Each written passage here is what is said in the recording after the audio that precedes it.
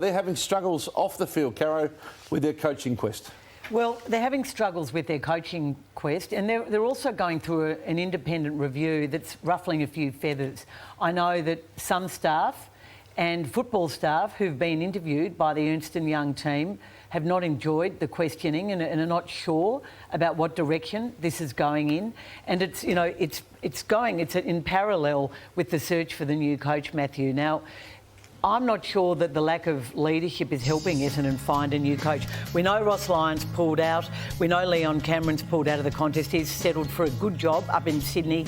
Ken Hinkley, we understand, even a late offer by Essendon is not going to cut it for Ken Hinkley. So Adam Yze of the non-senior coaches is clearly the favourite, but Don Pyke is still in there, Jamie Graham, of course, from over in the West, and Brad Scott, who I think, if he decides to throw his hat into the ring and he has not withdrawn officially from this race, I think would be the man to beat. It's interesting, Caro. I've had some people say to me, and that's a player or two at the club, that they've loved it because it has been a brutal questioning, but they want to get to where they want to get to as a footy club. So a lot has stemmed back to what's gone wrong, and the questioning has been as deep, thorough.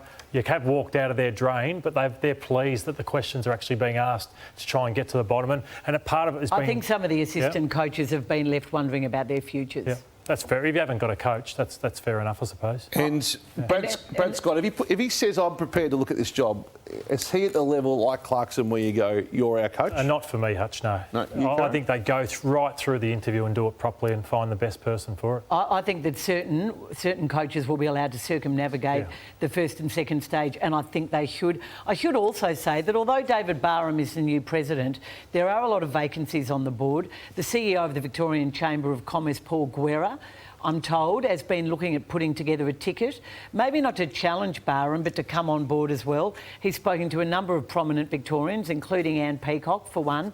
I'm not sure if Anne is interested in taking on that job that crowns Anne Peacock, but it's going to... I just think there's a view at the highest levels of the competition that the board might not be as stable as it looks as well. So there's a lot to unfold at Essendon. Plus, who is going to be the CEO? They've spoken to Simon Matthews from the Richmond Football Club, Dave Matthews' brother.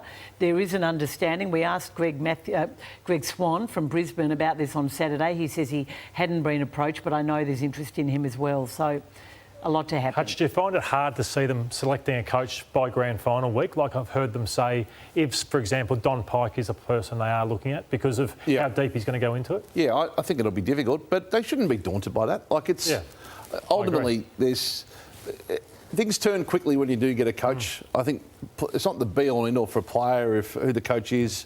We've seen that in the past.